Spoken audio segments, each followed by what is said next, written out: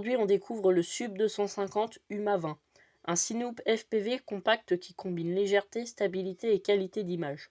Avec son système vidéo DJI Ocater Unit Pro, sa caméra capable de filmer en 4K 120 images par seconde et son format ultra compact. Ce drone a été pensé pour les pilotes qui recherchent des images fluides et professionnelles. Ok, go.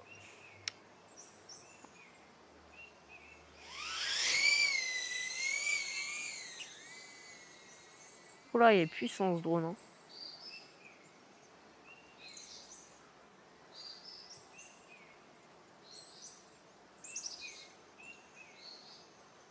Bon, franchement, les gars, il est vraiment agréable à piloter.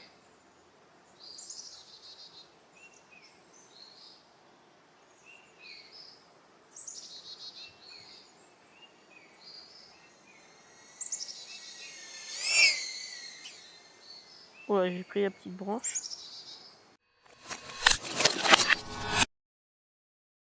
Il utilise des moteurs Sub 250 1304 de 6000 kV. Cette configuration apporte un vol précis, stable et suffisamment puissant pour réaliser des prises de vue dynamiques.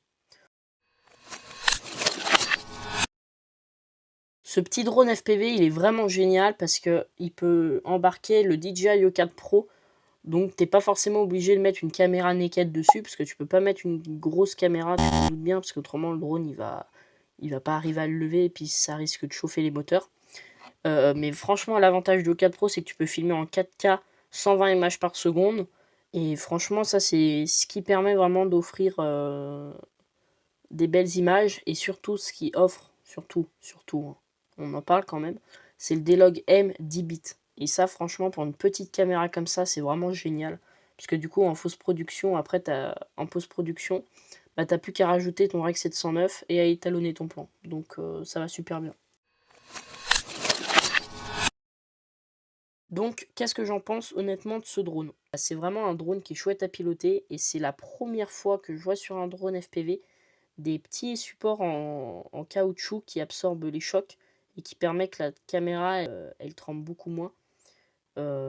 Et franchement, c'est la première fois que j'en vois sur un drone FPV, j'en avais jamais vu au préalable. Autrement, je trouve vraiment ce drone chouette. Après, il faut faire assez attention aux atterrissages, parce que les vis, elles ont tendance, si vous, par exemple, vous atterrissez sur du goudron et que vous avez du mal à atterrir, ça risque d'abîmer les vis.